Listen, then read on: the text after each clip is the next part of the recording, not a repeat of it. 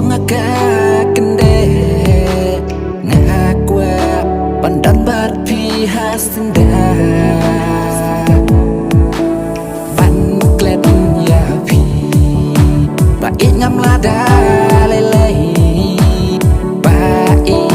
yang ngatus ngosen kum manik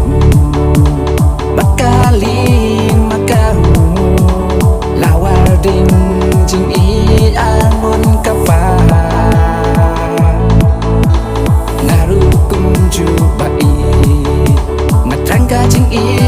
na pi piklo ne ba i yang aban sudi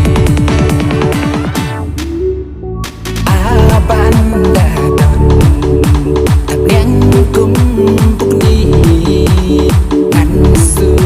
chapo badan ma pi ban im marwe hang hasla pertei kandon ma pi